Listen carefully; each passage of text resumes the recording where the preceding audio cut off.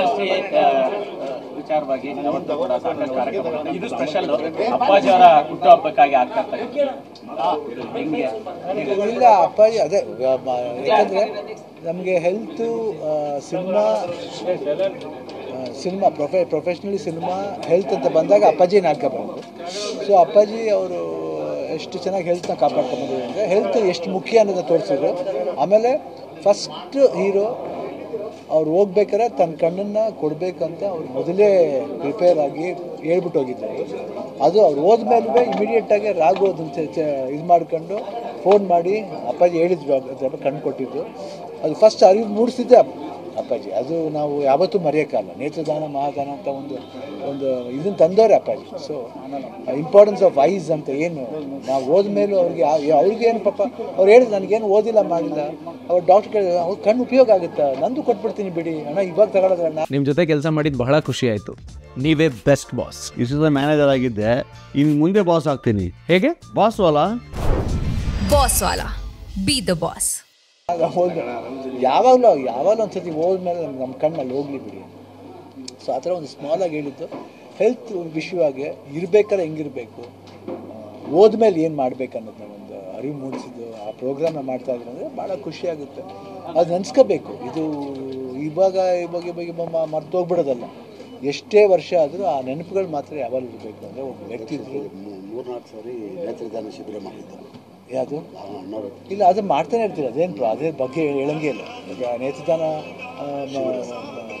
ರಕ್ತದಾನ ಎಲ್ಲ ಮಾಡೇ ಮಾಡ್ತಾರೆ. ಬಟ್ ಇದು ಈ ಸಲ ಮಾಡಿರೋದು ಭಾಳ ವಿಶೇಷ ಮಾಡ್ತೀನಿ. ಒಂದು ಎಲ್ಲರಿಗೂ ಐ ಥಿಂಕ್ 16 ಟೈಪ್ ಏನೋ ತಪಾಸಣೆ ಮಾಡ್ತಾರೆ. That's very good. And eyes ಇರ್ಬೋದು, ಬ್ಲಡ್ ಇರ್ಬೋದು, health checkup, ECG, everything, heart echo. I think very good job. Sir ಬರಬೇಕಂದ್ರೆ ನಾನು ಸ್ವಲ್ಪ ಲೇಟಾಗಿ ಬಂದೆ ಇವತ್ತು. ಆ್ಯಕ್ಚುಲಿ ಶ್ರಮಿಸಬೇಕು. ಆ್ಯಕ್ಚುಲಿಗೆ ನನಗೆ ಹೇಳಿದೆ 9:30 ಇಲ್ಲ ಸರ್, ನಾನು 10:00 ಬರ್ತೀನಿ ಅಂತ ಹೇಳಿದೆ.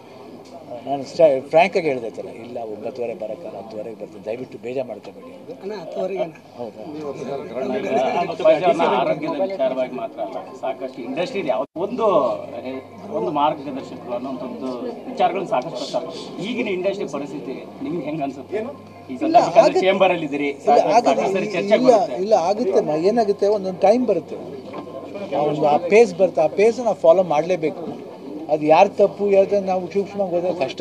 ಅದು ಬಿಡಬೇಕು. ಆಗುತ್ತೆ ಬರುತ್ತೆ ಹೋಗುತ್ತೆ.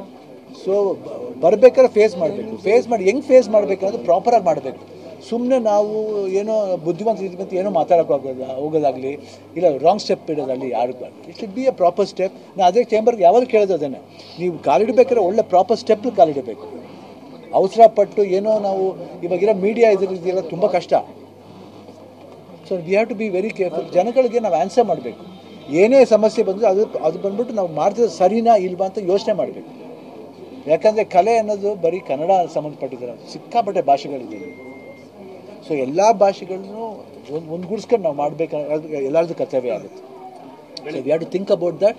ಆ್ಯಂಡ್ ಏನೇ ಸಮಸ್ಯೆ ಬಂದರೆ ನಾವು ಕೇರ್ಫುಲ್ ಆಗಿ ಡೀಲ್ ಮಾಡಬೇಕು.